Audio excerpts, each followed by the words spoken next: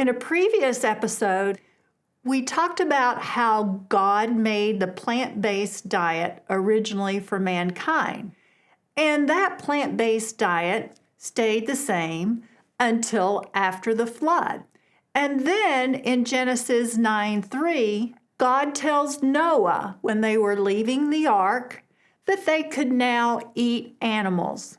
Now, I don't know about you, but if I was Noah, I'd be a little upset with God. I took care of those animals for almost a year, and now you're telling me I can eat them? But he did. So Noah's assignment changed after the flood. Now, I think there might have been a couple of reasons why God changed the diet after the flood. First of all, you think about it, if the earth was wiped out, there would have not been any vegetation initially when Noah left the ark. The other thing that we know is that Noah was challenged with filling the earth, in other words, having lots of children. So you need protein when you're doing that kind of reproduction. So maybe that was another reason God had them eat animals.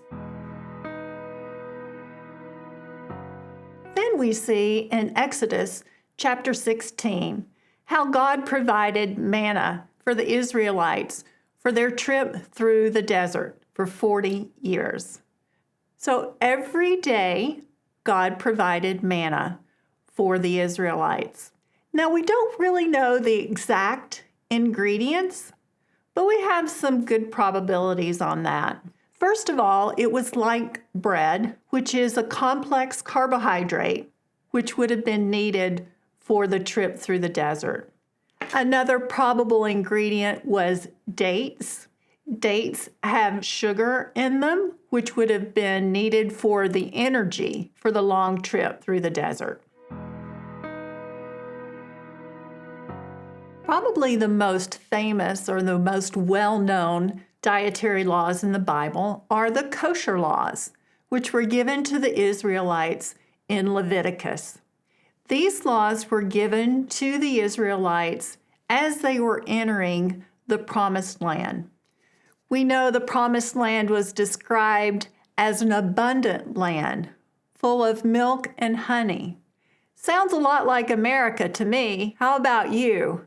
In America, we have an abundance of food. We can choose from anything that we want. Well, the Israelites had been slaves in Egypt before they were in the desert. So God had to give them laws on what to eat when they went into the Promised Land, because not everything that they were going to see was good for them to eat.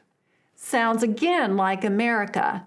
Even though we have an abundance of food, not everything in America is good for us to eat.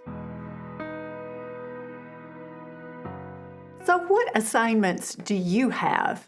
And how does your diet need to change for those assignments? Maybe you're pregnant. Maybe you're an athlete in training. Maybe you're aging.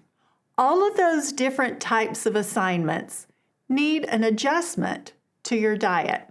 So stay tuned, and I'll explain further in the next episode. Until next time, eat kosher.